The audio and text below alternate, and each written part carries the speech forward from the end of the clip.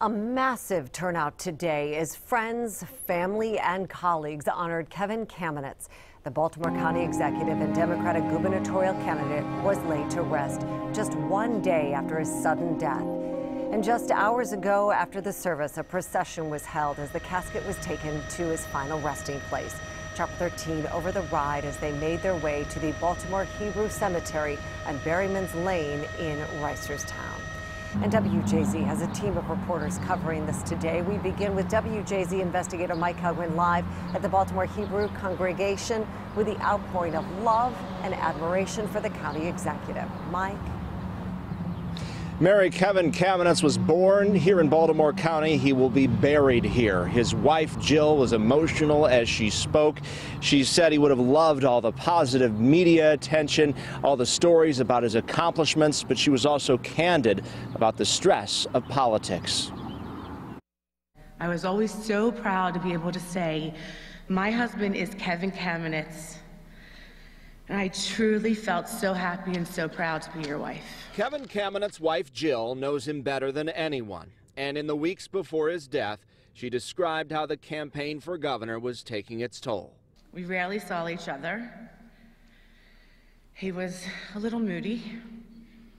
He barely slept. He wasn't eating well. He was looking tired to me, I thought. And just last week, I said to him, Kevin, this campaign is killing you. She was with her husband when he collapsed at a volunteer fire station in Owings Mills Thursday morning. Through the pain, she's also staying upbeat, remembering her husband with humor. Kevin and I met on a blind date. I hated how he was dressed, but I knew that I could change that. Their son Carson delivered a personal and moving tribute to his dad. I owe every single aspect of my life to him. And although I rarely show the affection he deserves, I hope my dad knew how much he meant to me. I hope he died knowing that he was my role model. I hope he died knowing that I loved him endlessly.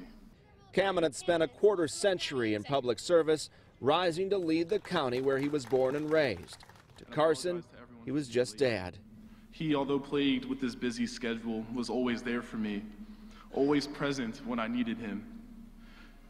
And despite not being here now, he has left an inspiring impact on me and obviously others that nobody else could ever replicate. A reminder to cherish every moment. Mr. Kamenetz is also survived by his 4 siblings, and the family requests that any donations in his name be made to the American Cancer Society. Live in Pikesville, Mike Helgren, WJZ. Mike, thank you. Now let's go to political reporter Pat Warren with more on how Maryland politicians paid their respects to Kevin Kamenetz today. Pat? Well, Mary, there were a number of them, too many to list right now, but they did include those who were his biggest challengers and closest rivals. Among those paying honor to County Executive Kevin Kamenetz, his Democratic primary opponents in the race for governor, Rashern Baker, Ben Jealous, Rich Madalino, and Krish Vignaraja. I just saw him the night before he passed away and, just joked with him about both of us we're the same age. We've got busy counties and just how we needed rest. So it's a sad day for Maryland, a sad day for all of us. I would look forward to time with him backstage. I would look forward to having him next to me. I would look forward to, in fact, I think he was probably a class clown back in the day like I was. And so he would always, he was always patient with my need to crack jokes, and he would always try to one-up me. He was so vibrant. I mean, obviously you're involved in this incredibly difficult human experience, this competition, that it's so hard to believe someone's gone. It speaks to the fragility of life, that one day you're here and one day, the next day you're gone, and the need to take time out to celebrate life. I was with him on Wednesday night, and it was a late forum that we had at Bowie State, and we at the end of the night jokingly said to one another, well, see you as we go at this again tomorrow at UMBC.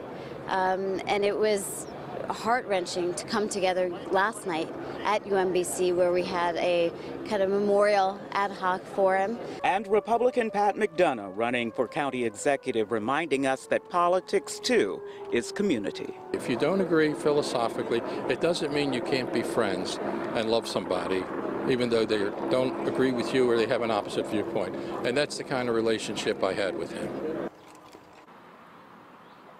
And today he's honored for friendship as well as service.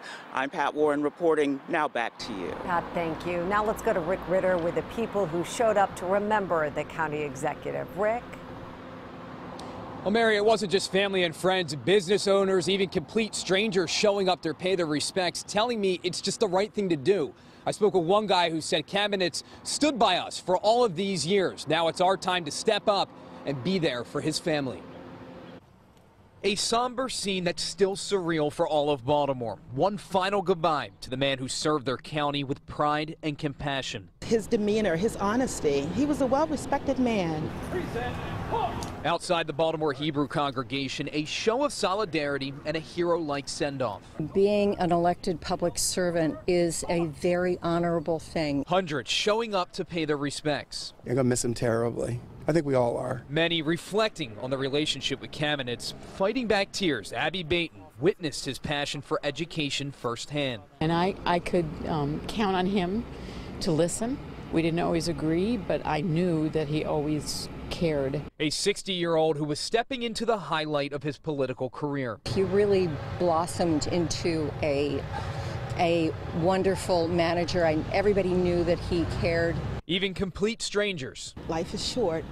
60 years old. He was a young man. Standing along the procession to honor their county executive. I felt that I must come and show my respect some kind of way.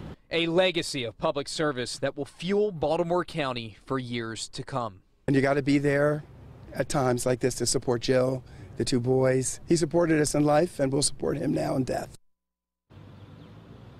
Many people remembering Kamenetz for putting more money into public schools than any other Baltimore County executive before him, revitalizing the downtown Townsend area, and of course, never raising taxes. Mary? Rick, thank you. And stay with WJZ for much more on the sudden death of Kevin Kamenetz, what happened, his legacy, and the tributes in his honor.